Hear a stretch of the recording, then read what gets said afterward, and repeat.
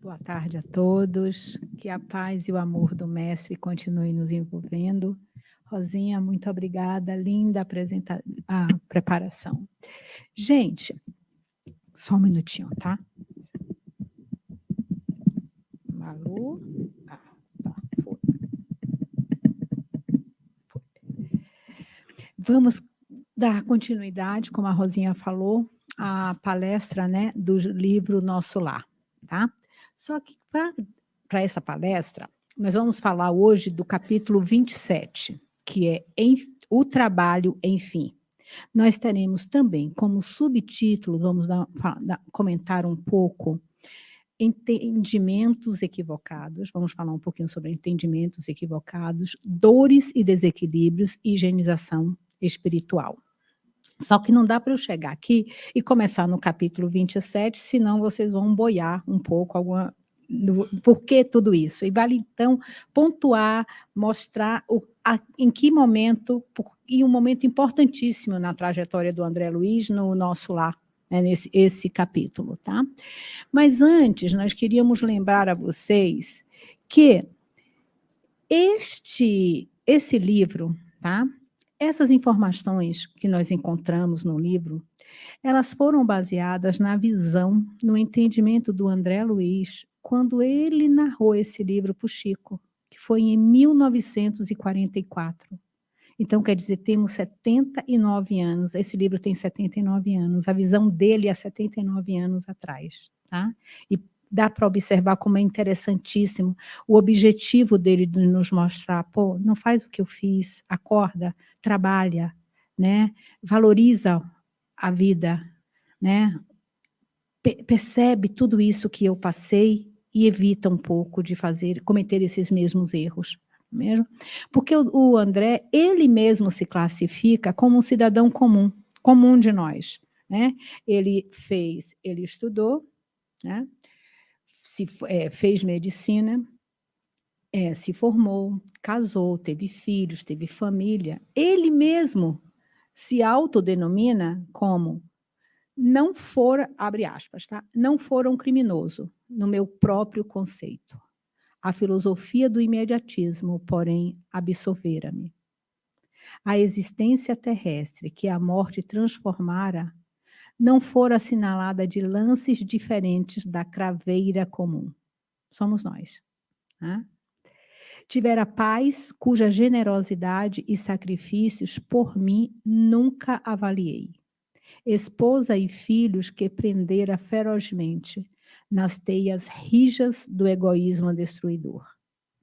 Possuíra um lar que fechei a todos os que palmilhavam o deserto da angústia.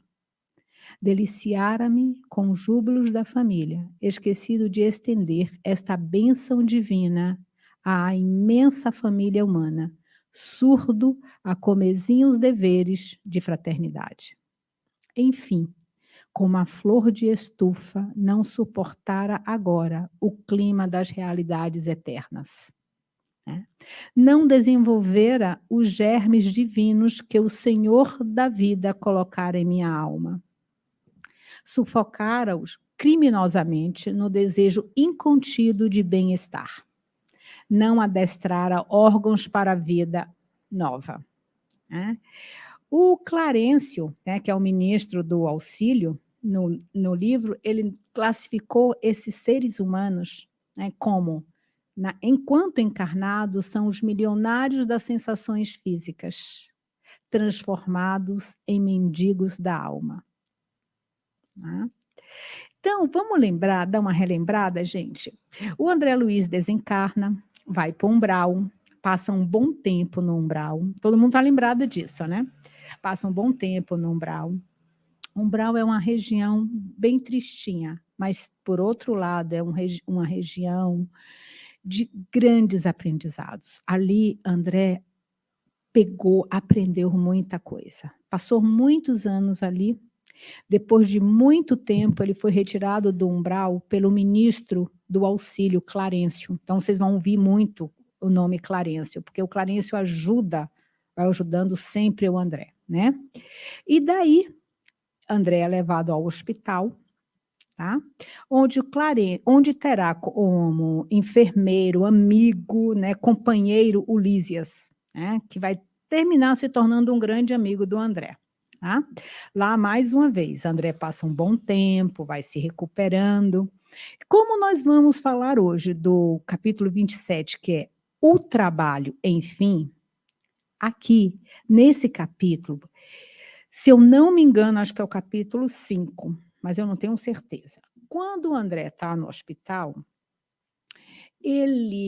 vocês lembram que ele havia sido médico quando encarnado, né? Assim que ele chegou no hospital, que ele começou a se sentir um pouco melhor, ele vê muita gente, muitos irmãos solicitando ajuda, precisando, e os enfermeiros ali acudindo, um acudindo o outro, acudindo o outro.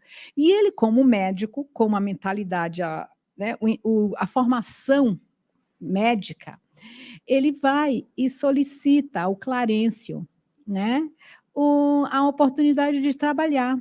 Ele diz: poxa, eu estou me sentindo tão bem, será que eu não poderia trabalhar? O Clarencio, educadamente, diz: ainda não. Você não pode ainda trabalhar como médico aqui no nosso lar. Um dia, sim, você vai trabalhar, mas como aprendiz. Tá? Então, a primeira iniciativa do André, naquele momento ele queria trabalhar, mas o Clarício falou: olha, ainda não é o momento para você. Tá? E daí, André continua no hospital, vai melhorando, volta o Clarencio e diz: você vai ter alta. Recebeu a alta hospitalar.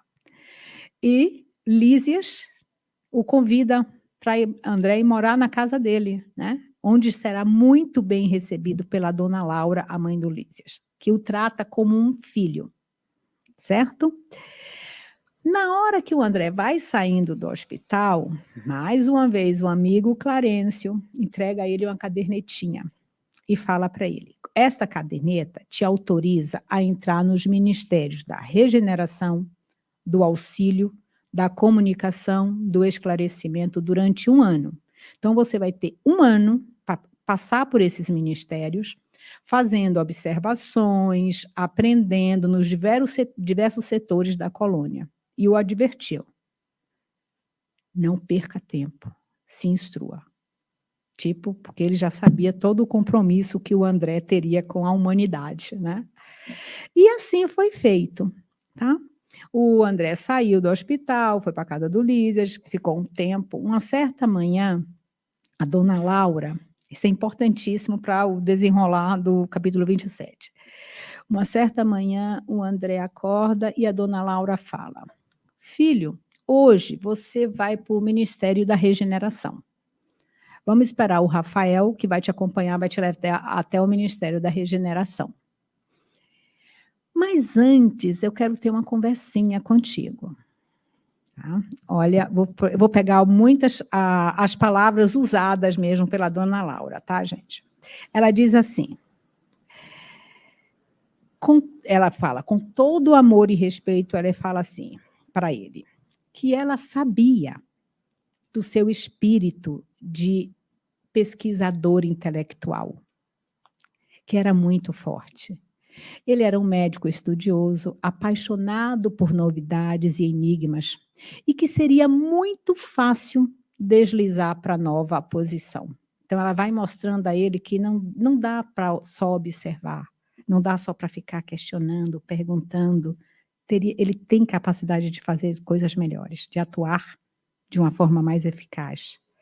Aí ela diz para ele que o ministro Clarencio o havia autorizado a conhecer, visitar e analisar, mas que ele poderia, como servidor de bom senso, converter observações em tarefa útil.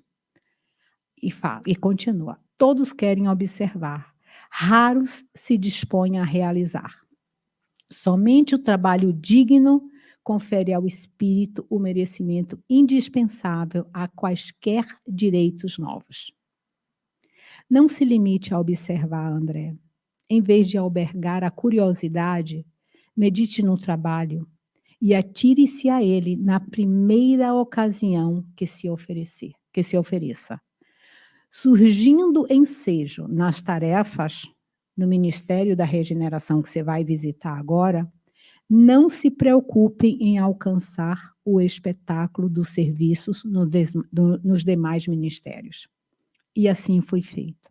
Aquela conversa da dona Laura com o André mudou muito a trajetória. Dali, aí, nesta hora, quando após a conclusão deste diálogo, né, dessa orientação, o Rafael aparece e vai levando o André para o Ministério da Regeneração. Ali, ele já mostra uma mudança. Ele diz que segue para o ministério calado, que aquela ânsia de perguntar, de saber, taranã, ele ficou caladinho. E ele mesmo diz, ali mesmo ele já nota a mudança de comportamento. Calou a boca, ouviu o coração. Ele diz que a caminho do ministério ele já começou a orar, a pedir forças, proteção, que viesse a Jesus, que o ajudasse nas tarefas que estavam chegando, nos novos caminhos. Tá? E aí, gente, só agora, nós entramos no capítulo 27. Então, veja, o que é interessante, mostrar que o André passou por tudo isso, então já está preparado, já está com outra visão para começar a trabalhar. Né? E aí ele chega no Ministério da Regeneração, Rafael entrega ao ministro Genésio, né? E ele conversa. E dessa vez ele fala para o ministro que se fosse possível que o Genésio transformasse aquela visita de observação em trabalho proveitoso. O Genésio chama o Tobias, que era o encarregado desse setor, e fala para o Tobias. André veio visitar, observar, aprender aqui, e leva o André para as câmaras de regeneração. Esse local, o nome já diz, Câmara de Regeneração. Não é um lugar muito bom, muito feliz. O André tomou o maior susto quando chegou ali, ficou angustiado, né? Porque o que acontece? Esse local fica perto da região umbralina. É um dos lugares mais baixos da colônia, nosso lar. E quando as pessoas saem do umbral, elas não conseguem lidar com luminosidade, com o clima mais suave. Então, tem que ficar naquelas câmaras para poder paulatinamente se fortalecendo e indo para lugares melhores. Então, dá para entender que, mais uma vez, o André encontra muito sofrimento, muitas dores por ali. Né? E então, gente, ele, nesta hora, ele encontra ele narra que ele encontrou vários necessitados, de gemidos, ele fala, encontrei vários despojos humanos, nessa palavra, gemidos, né, soluços, frases pronunciadas a esmo, então um ambiente assim, né, ele diz, a primeira impressão foi tão angustiante que comecei a orar para não fraquejar.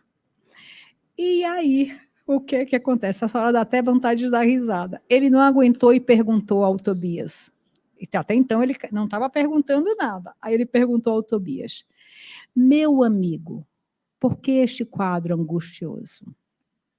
Quer dizer, ele realmente ficou chocado com tudo que ele estava vendo, né? E, gente, ouçam a resposta do Tobias, que é um dos nossos subitens. Observem um entendimento equivocado. Olha o que o Tobias responde para o André. Não devemos observar aqui somente dor e desolação. Lembre, meu irmão, que estes doentes já estão sendo atendidos, que já se retiraram do umbral, onde tantas armadilhas aguardavam os imprevidentes, descuidados de si mesmo. Nestes pavilhões, pelo menos, já se preparam para serviços renovadores. Quanto às lágrimas que vertem, recordemos que devem a si mesmos esses padecimentos, ou que seja, estão chorando porque merecem. Deus é bom, justo, amor, né? Então, recordemos que devem a si mesmos estes padecimentos. A vida do homem estará centralizada onde centralize ele o próprio coração. Esses espíritos são contrabandistas da vida eterna. Não se animaram a adquirir os valores da espiritualidade.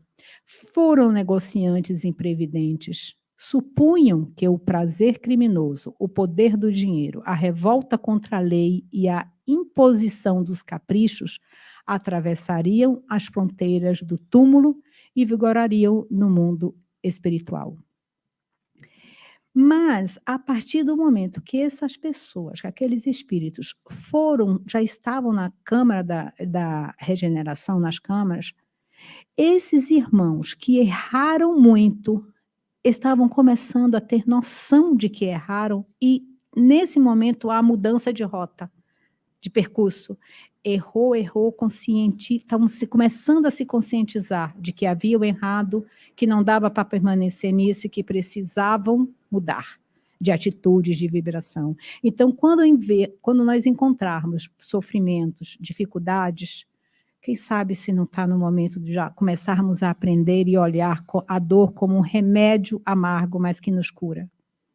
Então, esse é o entendimento equivocado. Em outro momento também, o ministro Clarencio foi visitar o André, logo que ele entrou no hospital, e aí perguntou, como é que você está, André? Tudo bem? O André abriu para falar e só lamentando das dores físicas, das dores morais e taranã, taranã, só falando das dores. O Clarencio fala para o André assim, dor para nós significa possibilidade de enriquecer a alma. A luta constitui caminho para a divina realização. As almas débeis, ante o serviço, deitam-se para se queixar aos que passam. Os fortes, porém, recebem o serviço como patrimônio sagrado, na movimentação do qual se preparam a caminho da perfeição. Classificar os esforços necessários de imposição esmagadora, enxergar padecimentos onde há luta edificante, só demonstram indesejável cegueira de alma. Tá? O nosso mestre Jesus, quando no Sermão do Monte ele falou, bem-aventurados os aflitos, porque serão consolados, nesse momento, felizes os que sofrem, porque serão consolados, estão reagindo, estão melhorando. Jesus aponta que o sofrimento é o prelúdio da cura. Tá? Não tem aqui nenhuma apologia à dor. Ninguém veio para sofrer. Mas no momento que você está errando, que você está num caminho que não está legal e que você tenta corrigir isso, é o prelúdio da cura. É um momento que está sendo enxergado por outro prisma, né? E não achando, estou sofrendo, nada disso. Estou melhorando, estou crescendo, estou ampliando valores, vendo tudo por outro prisma, muito melhor do que eu estava. Né? No Evangelho segundo o Espiritismo, capítulo 5, item 18, nós encontramos lá, bem-aventurados os que têm a ocasião de provar sua fé, sua firmeza, sua perseverança e sua submissão à vontade de Deus, pois terão centuplicada a alegria que lhes falta na terra.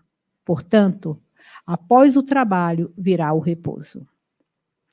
Depois desse entendimento, desse papo, né, com o Tobias, aí o André vai conhecer a outra câmara. Essa outra câmara, o André, eles designavam essa outra câmara da infelizes semi-mortos. André descreve que eram 32 homens deitados, né, praticamente inertes ali, só apenas com leves movimentos da respiração. Tobias, mais uma vez, esclarece ao André. Esses sofredores padecem um sono mais pesado do que os outros irmãos ignorantes. Chamamo-lhes crentes negativos. crentes negativos. Em vez de aceitarem o Senhor, eram vassalos intransigentes do egoísmo. Em vez de crerem na vida, no movimento, no trabalho, admitiam somente o nada, a imobilidade e a vitória do crime. Como não tinham qualquer ideia do bem a serviço da coletividade, não há outro recurso senão dormirem por longos anos em pesadelos sinistros. Após a explicação, o Tobias sai pelas camas dos irmãozinhos, né, dos semi-mortos, e começa a aplicar passes de fortalecimento. Quando o Tobias começa a aplicar os passes, o André diz que começavam a cada irmão que recebia o passe, começavam a expelir uma substância negra pela boca, né. E ali, o que que acontecia? Eles receberam esses passes e começavam a sair toda essa substância, que caíam pelo chão, sujando tudo. Aí vinha a Narcisa, uma trabalhadora do ministério, e ia limpando. E aí, gente, aconteceu o máximo neste momento. André, instintivamente, sem nem pensar direito, pegou o material de limpeza e saiu limpando também o chão, tá. Ele diz assim, que ele naquele momento, ele sabe assim, ele nem pensou direito, quando ele viu aquela situação, ele foi lá e pegou e fez. E aí a gente volta para o capítulo anterior e o Genésio, o ministro, ele diz: "Quando o servidor está pronto, o serviço aparece", né. Naquele momento, gente, naquele momento, o André viu que ele não queria mais trabalhar por trabalhar. Ali ele queria servir. Aquele momento ele entendeu, foi tipo assim, como é que eu posso como é que é aquela assim, eu vou trabalhar pelo trabalho e não porque eu não vou escolher. Chegou o meu momento, eu estou totalmente pronto, não tem vaidade, não tem nada disso, é aquele trabalhar para servir ao Pai. Né. E ele termina esse capítulo dizendo: "O serviço continuou por todo o dia, custando-me abençoado suor, e nenhum amigo do mundo poderia avaliar a alegria sublime do médico que recomeçava a educação de si mesmo na enfermagem rudimentar." Agora André estava bem consciente do que queria. Não se preocupava mais com o gênero de tarefa, procurava o conteúdo sublime do espírito de serviço. Compreendera a responsabilidade que cada filho de Deus tem na obra infinita da criação. Estava trabalhando uma lei importantíssima, uma lei divina importantíssima, a lei do trabalho. Boa tarde a todos, boa semana para vocês.